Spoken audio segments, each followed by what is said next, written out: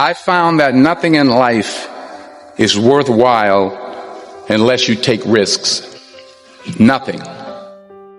Nelson Mandela said, "There is no passion to be found playing small and settling for a life that's less than the one you're capable of living."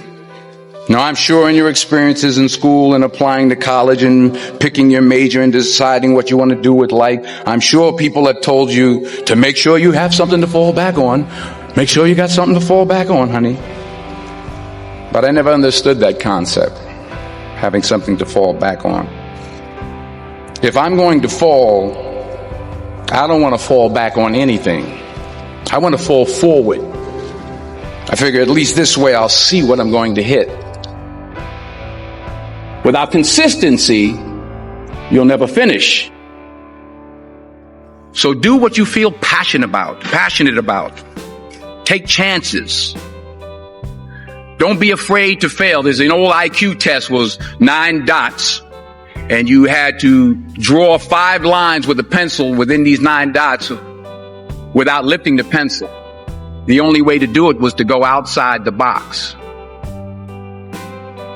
Don't be afraid to think outside the box. Don't be afraid to fail big, to dream big. But remember, dreams without goals are just dreams.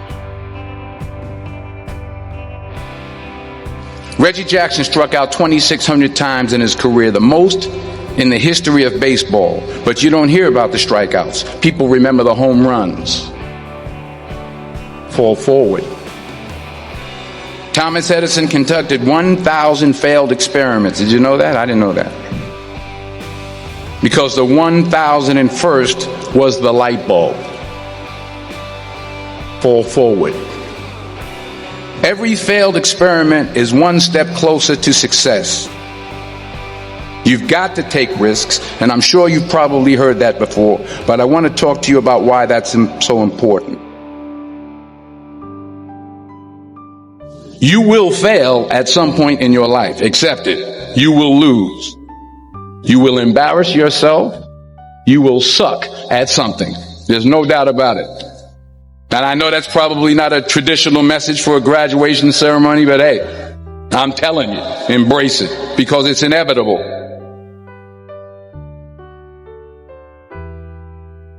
In the acting business, you fail all the time. Early on in my career, I auditioned for a part in a Broadway musical. Perfect role for me, I thought, except for the fact that I can't sing.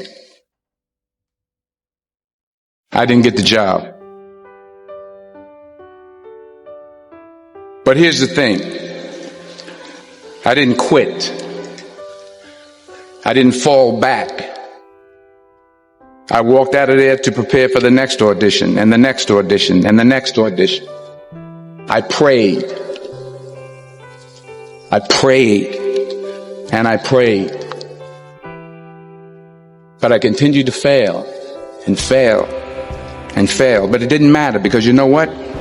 There's an old saying, you hang around the barbershop long enough, sooner or later you're going to get a haircut.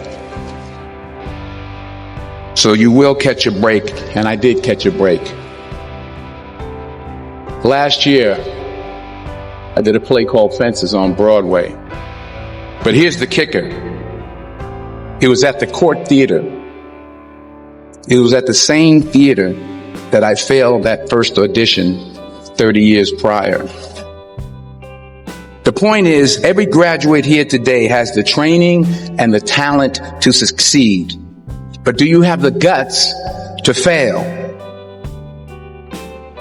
If you don't fail, you're not even trying. I'll say it again. If you don't fail, you're not even trying. To get something you never had, you have to do something you never did. Just imagine you're on your deathbed, and standing around your deathbed are the ghosts representing your unfulfilled potential. The ghost of the ideas you never acted on. The ghost of the talents you didn't use. And they're standing around your bed, angry, disappointed, and upset.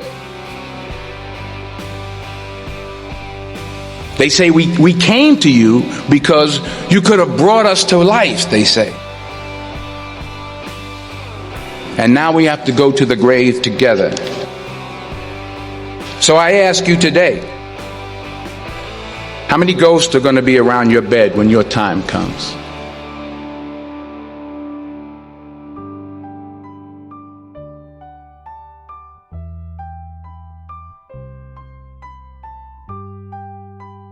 I just got back from South Africa. It's a beautiful country, but there are places there with terrible poverty that need help.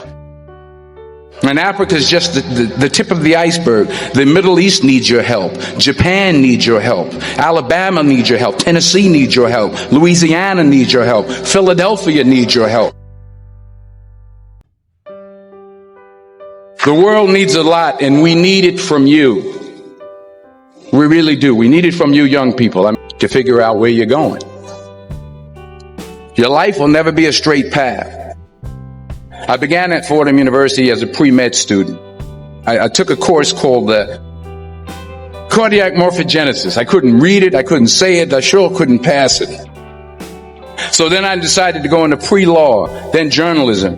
And with no academic focus, my grades took off in their own direction. I was a 1.8 GPA, and the university very politely suggested that it might be better to take some time off. I was 20 years old. I was at my lowest point. And then one day, and I remember the exact day, March 27th, 1975, I was helping my mother in her beauty shop. My mother owned a beauty shop up in Mount Vernon. And there was this older woman who was considered one of the elders in the town. And I didn't know her personally, but I was looking in the mirror. And every time I looked at the mirror, I could see her behind me, and she was staring at me. She just kept looking at me. Every time I looked at her, she kept giving me these strange looks. So she finally took the dryer off her head and she said something I'll never forget. She said, "Young boy, I have a prophecy, a spiritual prophecy." She said, "You are going to travel the world and speak to millions of people." And in the years that followed, just as that woman prophesied, I have traveled the world and I have spoken to millions of people through my movies. Millions who up till this day couldn't see me, who up till this day I couldn't see while I was talking to them, and they couldn't see me. They could only see the movie. They couldn't see the real me. But I see you today, and I'm encouraged by what I see, and I'm strengthened by what I see. Because taking risk is not just about going for a job. It's also about knowing what you know and what you don't know. It's about being open to people and to ideas. The chances you take, the people you meet, the people you love, the faith that you have, that's what's going to define you. Never be discouraged. Never hold back. Give everything you got. And when you fall throughout life, remember this: fall forward.